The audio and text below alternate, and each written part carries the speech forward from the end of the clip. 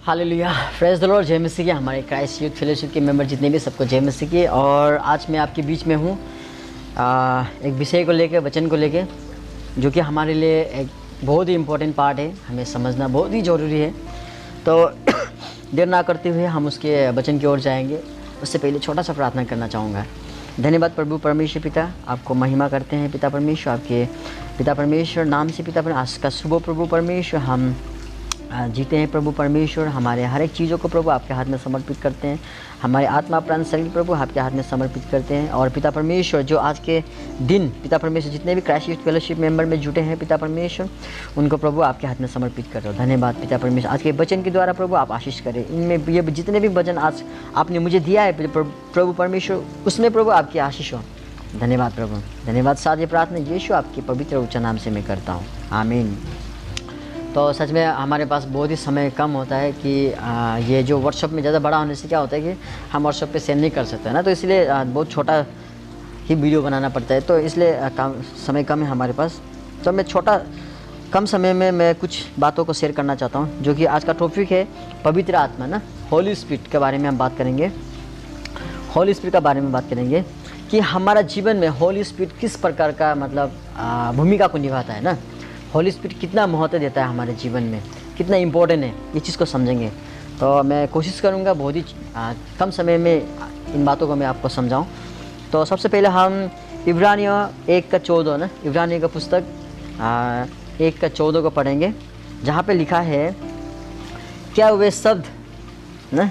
वे सब सेवा टहल करने वाली आत्माएं नहीं जो उद्धार पाने वालों के लिए सेवा करने को भेजी जाती है। वाओ, वो कितना मतलब इसको पढ़ के तो दिल को बहुत ना ऐसा लगता है कि मतलब सच में परमेश्वर कितना महान है ना। हम बयान नहीं कर सकते ना, अपना जुबान से बयान नहीं कर सकते कि परमेश्वर कितना महान है। यहाँ पे लिखा है, आप पढ़ के देखिएगा, यहाँ पे ऐसा लिखा है ना, क्या वे सब सेवा टहल करने वाले या वाली बोल सकते हो, आत्माएं नहीं जो उद्धार पाने वालों के लिए सेवा करने को भेजी जाती है ना। तो आज उद्धार पाने वाले कौन है? आप और हम हैं ना। जैसे कि जब हमने यीशु क्रिस्ट को अपना उद्धारकर्ता का रूप में हमने ग्रहण किया है, हमने उनका नाम से बपतिस्मा लिया है, प्रभु यीशु को हमने अपना मसीह माना है, हमारा मसीहा माना है, उद्धारकर्ता माना है, तो हम उद्धार पाने वाले में से हैं। तो ये हमारे लिए ना, आज ये जो कुछ भी कह रहे हैं वो किसके लिए? हमारे लिए है। तो बहुत ही ना, हम बोल नहीं सकते, हम बयान नहीं कर सकते, कितना खुशी का बात है। तो उसके बाद और एक वचन को मैं बोलना चाहूँगा यहाँ पे ना, और जो कि है भजन संग्रह 34:7 ना, भजन संग्रह ना, साम्स 34:7 में लिखा है, यहोवा के दरवाजे के चारों ओर उनका दूत, यहाँ पे ना इस चीज़ को ध्यान दिया, उनका दूत बोला ना, यहाँ पे ऐसा बोला है, उनका दूत। तो ये दूत किनको कह रहे हैं? स्वर्गदूत को ना, स्वर्गदूत जो हम एंजल कहते हैं ना, स्वर्गदूत, उनका बारे में कह रहे हैं। छावनी की हुई को बचाता है। हम बयान नहीं कर सकते, जैसे मैंने बोला ना, हम बयान कभी नहीं कर सकते परमेश्वर को। हम धन्यवाद जितना भी करें, 1000 ऑफ रीजन्स हम बोलते हैं, लेकिन उससे कई गुना ज़्यादा जो उनका जो वजह है, जो हम उनको धन्यवाद कर सकते हैं ना, हम गिनती नहीं कर सकते। तो यहाँ पे जैसा लिखा है, यहोवा के दरवाजे के चारों ओर उनका दूत छावनी किए मतलब छत की तरह, एक छत की तरह ना, छावनी किए हुए उनको बचाता है। एक कवच आप कह सकते हैं, एक कवच की तरह, जो कि एक होता है, एक योद्धा को कवच की जरूरी होता है, तो वैसे एक कवच की तरह सदा हमारे साथ क्या होता है? स्वर्गदूत ना कवच बन के रेडी रहता है। तो इस चीज़ को हम कभी भी लाइटली नहीं लेना चाहिए ना। तो उसके बाद में हम जाएंगे और एक वचन को देखेंगे जो कि है भजन संग्रह ना, साम्स 91 का 9 से लेके 11 तक आप पढ़िए। वहाँ पे क्या क्या लिखा है ना, मैं यहाँ पे पढ़ दूँगा। यहाँ पे ऐसा लिखा है, हे यहोवा तू मेरा शरण ना, शरण है, शरण स्थान ठहरा है। तूने जो परम प्रधान को अपना धाम मान लिया है ना। उसके बाद इसीलिए ये कोई विपत्ति तुझ पर ना आ पड़ेगी, ना कोई दुख तेरे पड़े ना। डेरे माने जो डेरा होता है ना, आप कह सकते हैं आपकी घर, आपके स्थान जहाँ पे आप रहते हैं ना, तेरे डेरे के निकट आएगा। वाह, इतना मज़ा है ना, इतना सुंदर सा वचन है। हमारा घर के आसपास भी नहीं भटकेगा ना, अगर हम परमेश्वर को माने तो निकट नहीं आएगा ना, क्योंकि वे अपने दूतों को ना, इस पर भी आप ध्यान दें, अपने दूतों को तेरे निम्ति, आपके निम्ति ना, मेरे निम्ति, यहाँ पे निम्त लिखा हुआ है, आपके निम्ति आज्ञा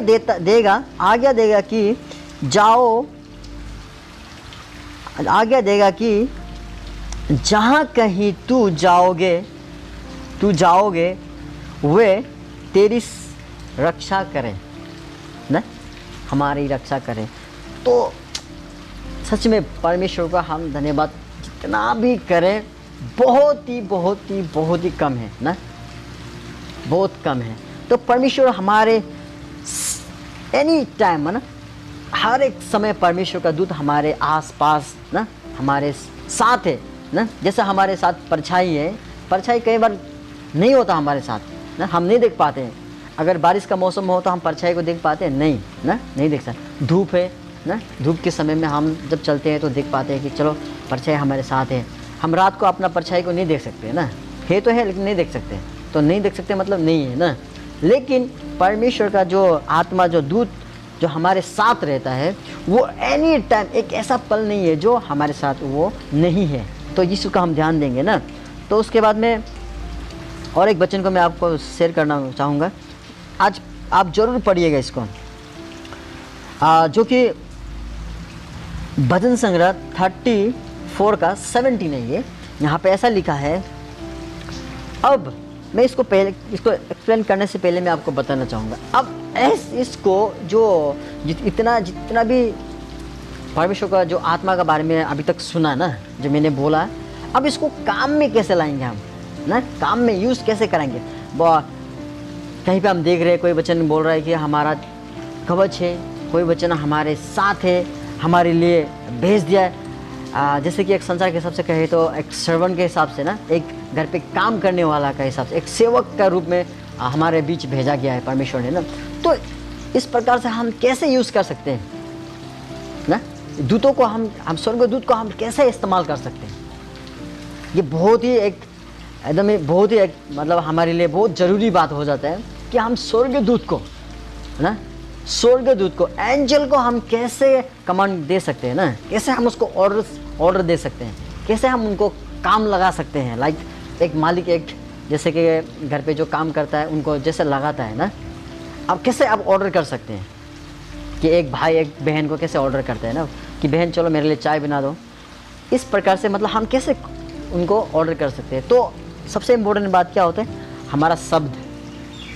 ये बात आप देखिए, जानिएगा, हमारा जो बोलना, आपका बोली किस प्रकार का है, आपका बात करने का तरीका किस प्रकार का है, आपका शब्द क्या है, आप किस प्रकार से आप बोलते हैं, इस पे डिपेंड करते हैं ना। ये बहुत ही मायने रखता है हमारे जीवन में। तो अब आपका बोल, आपके जुबान की द्वारा ही आप स्वर्गदूत को भी काम पे ला सकते हैं, काम लगा सकता है ना, उनको कुछ भी कह सकता है ना। क्योंकि यहाँ पे वचन अब मैं बोलूँगा, यहाँ पे भजन संग्रह साम्स 34 का 17 में जो बोला है, यहाँ पे लिखा है, धर्मी दुहाई देते हैं और यहोवा सुनता है और उनको सब विपत्ति से छुड़ाता है ना। कितना सुंदर सा वचन है, कितना सुंदर। सच में मैं खुद वचन बोल रहा हूँ, लेकिन मैं खुद ही आशीषित हो रहा हूँ।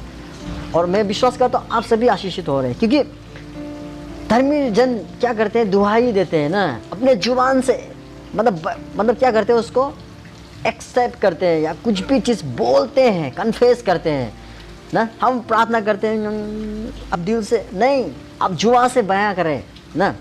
परमेश्वर पिता आप हमारे साथ हो ना। यीशु मसीह आपको लहू को मैं लगाता हूँ। आप कहीं जर्नी पे जा रहे हैं तो आप कहें कि आज के जो हमारे जो यात्रा है, प्रभु यीशु आपके नाम में मैं सफल बोलता हूँ ना। तो ये चीज़ लागू करता है परमेश्वर ना। हम जब दुआई करते हैं ना परमेश्वर के आगे, जब हम झुक कर सच्चे मन से जब दुआ करते हैं तो वो सुनता है ना। वो सुनने वाला परमेश्वर पिता है ना। पवित्र आत्मा जो हमें जो अगवा करता है, एनी टाइम हमारे जो इर्द गिर्द जो हमारे आसपास इर्द गिर्द जो रहते हैं परमेश्वर, जो पवित्र आत्मा जो परमेश्वर की ओर से भेजा गया है, हम उसको इस्तेमाल करना हमारे ऊपर है ना। अब ये आप किस प्रकार से इस्तेमाल करते हैं? क्या आप ऊपर आपके लिए जो भेजा गया हुआ जो स्वर्गदूत है, क्या आप उसको ऐसे ही बैठने दें या फिर आप उसको काम पे लगाना चाहते हैं? वो आप पर डिपेंड करते हैं। वो आपका बिहेवियर, आपका कैरेक्टर, आप परमेश्वर में कैसा है, किस प्रकार से आपका लाइफ है ना। आप कितना आप उस योग्य बनना पड़ेगा, आप उसको इस्तेमाल करें। तो ये चीज़ को हम बहुत ही ध्यान देना है, क्योंकि सच में ये वचन जो है मैंने जो पढ़ा बहुत ही आशीषित हुआ मैं, और बहुत ही अच्छा लगा मुझे। और उसके बाद में अब ये नहीं है स्वर्गदूत बोल के ना, एक चीज़ मैं क्लियर कर दूं आपको, स्वर्गदूत एंजल ना, एंजल बोल के हम एंजल का पीछा करने फटाफट निकल जाए एक साइड, ऐसा भी नहीं है, ऐसा भी नहीं। क्योंकि ऐसा करने से क्या होता है, कई बार हम लोग एंजल की जगह हम लोग ना डेविल को पकड़ लेते हैं ना, एक शैतान को पकड़ लेते हैं ना। आप बोल रहे होंगे, आप सोच होंगे कैसे, तो मैं आपको बताऊंगा एक वचन में दिखाऊंगा, आप इसको पढ़िएगा जरूर। 2 कोरिन्थी 11 का 14 का आप पढ़िए। 2 कोरिन्थी 11:14 ना, 11 का 14 में ऐसा लिखा है, और यह कुछ अचंभे की बात नहीं ना, अचंभे की बात नहीं कि शैतान आप भी, क्या लिखा है इसने, ज्योतिमय ना, ज्योतिमय स्वर्गदूत का रूप धारण कर सकता है ना। हमें होशियार रहना है इसके लिए, सच में इसके लिए हमें बहुत ही होशियार रहना है ना। हमको ये कभी नहीं भूलना है कि जो आज संसार का आज जो एक विश्वासी का सबसे फर्स्ट मैं बोलूँगा, जो परमेश्वर का जो एक बेटा बेटी है, उसका सबसे बड़ा दुश्मन है ना, सबसे बड़ा दुश्मन है आज का जो शैतान ना, कहे तो लूसीफर। लेकिन ये चीज़ हमें कभी नहीं भूलना चाहिए कि लूसीफर आप और हमसे बहुत ही ज्ञानी है ना। आप और आज और हम जो फेलोशिप कर रहे हैं, जो ज्ञान बांट रहे हैं एक दूसरे को, जो ये क्राइस्ट यूथ फेलोशिप के द्वारा या फिर कोई भी फेलोशिप के द्वारा जो हम ज्ञान बांट रहे हैं, इसकी ज़रूरत नहीं है उसको इसका ज़रूरत बिल्कुल नहीं है। वो खुद ही एक परमेश्वर का बनाया हुआ एक एंजल है ना, एक पावरफुल एंजल है। उनको कोई भी ये बाइबल, हम बाइबल पढ़ के मनन करते हैं इसको ना, लेकिन इस बाइबल का हर एक वचन उसको ऑलरेडी पता है ना। कहे तो परमेश्वर ने इतना शक्तिशाली उनको बनाया है, परमेश्वर का सम्मान ना, परमेश्वर ने सबसे सुंदर और सबसे असल बनाया था लूसीफर को, आपको पता होगा ये बात।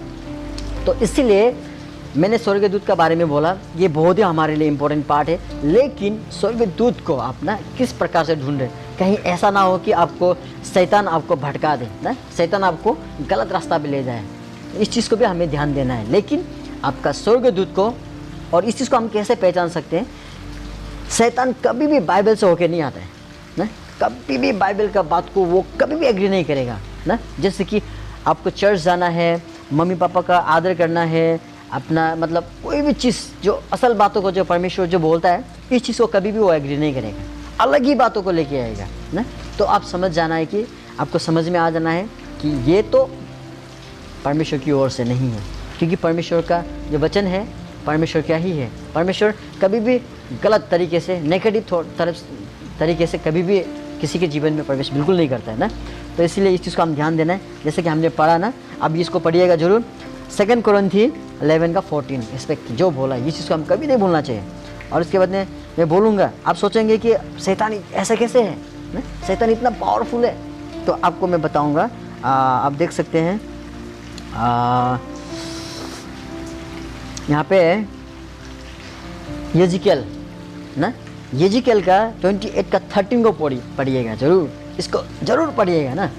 इसको जब पढ़ेंगे तब आपको पता चलेगा कि लूसीफर कितना बड़ा कितना एक सुंदर रीति से उसको बनाया था ना, एक कितना पावरफुल एक एंजल बनाया था परमेश्वर ने।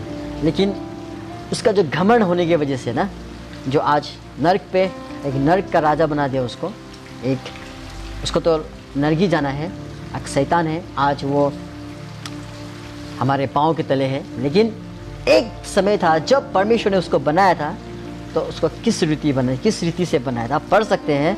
आप देखिएगा यजिकेल 28 का 13 ना, इस पे लिखा है, तू परमेश्वर की एदन नाम बारी, माने एदन नाम बारी में था और बारी में था, तेरे पास आभूषण माने एक ऐसा चीज़ है जो हिंदी शब्द है ये आभूषण ना, आभूषण मणि जो नागमणि कहते हैं। उसके बाद बहुत से मणि नहीं होता है, जो मणि मतलब ऐसा चीज़ है जो बहुत ही अमूल्य चीज़ है, तो मणि का ही जिक्र किया गया। इस पर आप पढ़िएगा, सब चीज़ मणि ना, इस पर नागमणि हो गया, आभूषण मणि, उसके बाद में पढ़ हीरा मणि ना, हीरा फिरोज, उसके बाद में फिरोज़ा, इसके बाद में आप देख सकते हैं सुलेमानी जो सुलेमानी एक बहुत ही अमूल्य चीज़ है जो पत्थर है। उसके बाद में सुलेमानी मणि, उसके बाद में इसका यहाँ पे लिखा है फिर से यह सब नीलमणि ना, बहुत ही अमूल्य चीज रीति से उनको बनाया था, नीलमणि। उसके बाद में मरकत और लाल सोब ना, उसके बाद में भांति के ना, यहाँ पे सब भांति के मणि, मतलब टोटली जितने भी संसार में जितने भी मणि नाम का जो वस्तु है सभी चीज़ को डाला था ना, सब मणि, जितने भी सब भांति के मणि और सोने के पहरावे थे। गोल्डन का उनका कवच था ना, उनका हम कह सकते हैं आज का जो हमारा जो ये हम जो पहनते हैं, हमारा जो वस्त्र है, उनका जो गोल्डन का था ना, सोना का था। तो उसके बाद में लिखे, उसके बाद में फंड और वस्तुएं, यहाँ पे लिखा बांसुलिया बूझी, मतलब इसमें ऐसा बोला है ना, आप पढ़ के देखिएगा, मतलब सब कुछ जितना भी सुंदरता का जो भी चीज़ है सभी चीज़ों को इकट्ठा उसके अंदर दिया था ना, उसमें ही वो सब था। आज हम अलग अलग प्रकार से गाता है, बजाता है, गिटार बजाता है, कोई बांसुली ना, कोई फ्लूट बजाता है, कोई वेलोन ना, ऐसा करके अलग अलग चीज़ को बजाता है, कोई कीबोर्ड बजाता है। लेकिन उसने क्या था, लूसीफर में इकट्ठा डाल दिया था, वो खुद में ही एक म्यूजिक का इंस्ट्रूमेंट था ना। तो इसीलिए हमें ये चीज़ को ध्यान देना है कि कहीं वो हमें भरमा तो नहीं रहा है ना।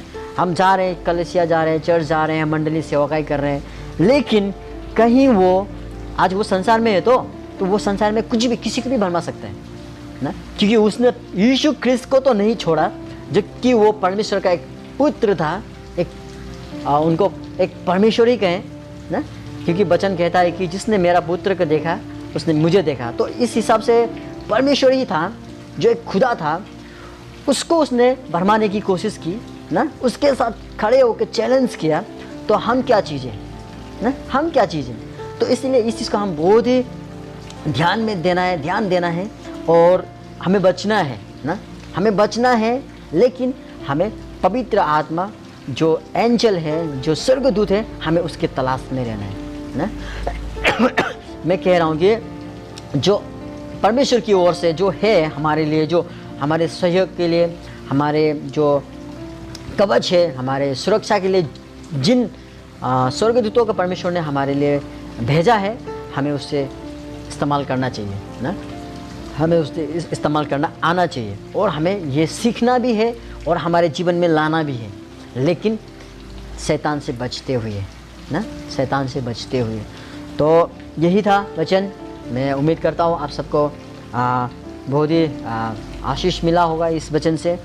लेकिन मैं फिर से एक बार रिक्वेस्ट करूँगा, स्वर्गदूत हम उसको इस्तेमाल कर सकते हैं उस वक्त जब हम उनके लायक होंगे ना। इस चीज़ को हमें समझना है, हमें उसको इस्तेमाल करना है। लेकिन ना परमेश्वर चाहता है, परमेश्वर ने भेजा ही है, हम उनको इस्तेमाल करें, हम स्वर्गदूतों को आज्ञा दें ना, हम कमांड करें। लेकिन हमें पहले उनका लायक बनना पड़ेगा, उस लायक बनना पड़ेगा। तो उसके लिए हमें क्या क्या करना है, हम सबको पता है।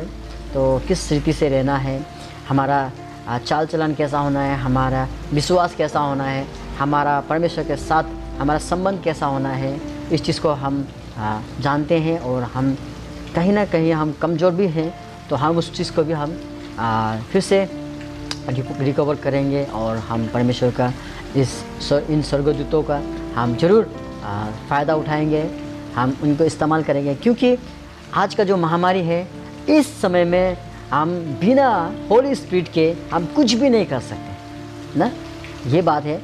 विदाउट एंजल हम कुछ भी नहीं कर सकते। जैसा कि एक वचन एक लास्ट में बोलना चाहूँगा, आप देख सकते हैं सेकंड राजा 19 में जब अश्शूरियों का राजा अश्शूरियों का राजा ना, जब वो एलिशा को जो जिस प्रकार से उनको घेराव कर रहा था, तो उस समय में एक ही सिर्फ वन एंजल, एक ही स्वर्गदूत आया था, जो कि उन्होंने 1,85,000 लोगों को उन्होंने एक रात में सखाप कर दिया था ना, मार डाला था। तो सिर्फ एक एंजल एक रात में 1,85,000 पीपल को मार सकता है, गिरा सकता है। तो उनका जो वचन पे जो देखा है, आपने गौर किया कि नहीं किया, एंजल सिर्फ नहीं ना, एंजलों को, उनके दूतों को कहा गया है ना। तो इसका मतलब है उनका ग्रुप को। तो उनका जब ग्रुप आएगा तब वो कितना बड़ा है। कोई किसी भी चीज़ से हमें डरने की बिल्कुल भी आवश्यकता नहीं है ना। लेकिन हमें क्या करना है, हमें ईमानदार का साथ में परमेश्वर का साथ बना रहना है। मैं उम्मीद करता हूँ आपके आज के वचन से आप सब आशीषित हुए, और इस चीज़ को हम ध्यान में रखना है, और बहुत ही इसको लाइटली नहीं, बहुत ही गंभीर प्रकार से हमें इसे समझना है।